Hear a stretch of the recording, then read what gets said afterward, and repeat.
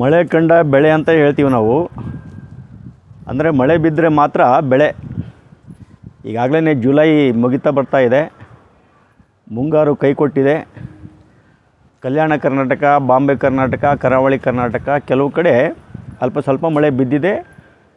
ಡ್ಯಾಮ್ಗಳು ಅರ್ಧಂಬರ್ಧ ತುಂಬಿದ್ದಾವೆ, ಕೆರೆಗಳು ಹಾಗೆಯೇ ಖಾಲಿ ಇದ್ದಾವೆ. ಈ ಪರಿಸ್ಥಿತಿ ಪ್ರತಿ 10 ವರ್ಷಕ್ಕೊಮ್ಮೆ ಬರ್ತಾ ಇರ್ತದೆ. ಭೀಕರವಾಗಿರ್ತಕ್ಕಂಥ ಬರಗಾಲ ಬರಬಹುದು. ಮುಖ್ಯವಾಗಿ ಮೂಕ ಪ್ರಾಣಿಗಳಿಗೆ ನೀರು ಮತ್ತು ಮೇವಿನ ಮತ್ತು ಆಹಾರದ ಕೊರತೆ ಆಗ್ತದೆ. ಮನುಷ್ಯ ಹೇಗೋ ಬದುಕ್ತಾನೆ.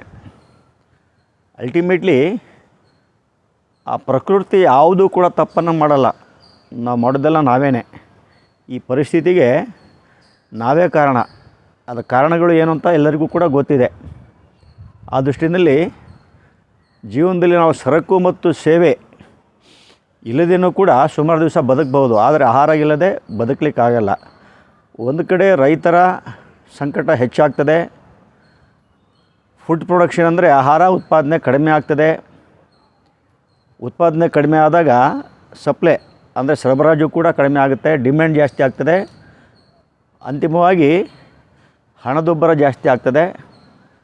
ಅಂದರೆ ಬೆಲೆಗಳು ಪುನಃ ಗಗನಕ್ಕೆ ಹೋಗಿದ್ದಾವೆ, ಪುನಃ ಅದಕ್ಕಿಂತ ಇನ್ನೂ ಎತ್ತರಕ್ಕೆ ಹೋಗ್ತದೆ ಅಂತಕ್ಕಂಥ ವಿಚಾರ.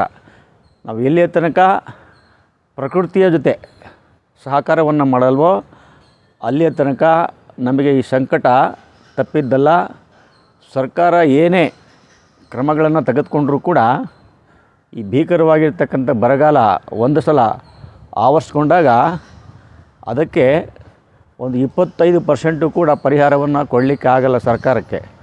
ಅಂತಿಮವಾಗಿ ನಾವು ಪ್ರಕೃತಿಯ ವಿರುದ್ಧ ಕೆಲಸವನ್ನು ನಾವೇನು ಮಾಡ್ತಾಯಿದ್ದೀವಿ ಅದನ್ನು ನಿಲ್ಲಿಸಿದರೆ ನಾವು ಮುಂದಿನ ಪೀಳಿಗೆಗೆ ಒಳ್ಳೆಯ ಒಂದು ಸುಖಕರವಾಗಿರ್ತಕ್ಕಂಥ ಪರಿಸರದ ಇತಿಹಾಸವನ್ನು ಬಿಟ್ಟು ಹೋಗ್ಬೋದು ಅಂತಕ್ಕಂಥ ವಿಚಾರವನ್ನು ಹೇಳ್ತಾ, ಇದು 328ನೇ ವಾರದ ಸಂಚಿಕೆ ನಮ್ಮ ಸಾಮಾಜಿಕ ಕಳಕಳಿ ಯೂಟ್ಯೂಬ್ ವತಿಯಿಂದ. ದಯವಿಟ್ಟು ಇದನ್ನು ನೋಡಿ, ಶೇರ್ ಮಾಡಿ, ಸಬ್ಸ್ಕ್ರೈಬ್ ಮಾಡಿ. ಪುನಃ ಮುಂದಿನ ವಾರ ಹೊಸ ಸಂಚಿಕೆಯೊಂದಿಗೆ ಬರ್ತಾಯಿದ್ದೀನಿ. ಎಲ್ಲರಿಗೂ ಒಳ್ಳೆಯದಾಗಲಿ.